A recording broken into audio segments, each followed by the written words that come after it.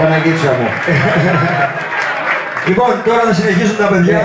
Μου είπε ο Γιάννης ότι είναι κοντά μας η κυρία Ναταλία Δραγούμη και σε ένα θέατρο. Το οποίο το θέατρο, επειδή είμαι από αλλού, δεν το ξέρω ποιο το θέατρο, να το πω,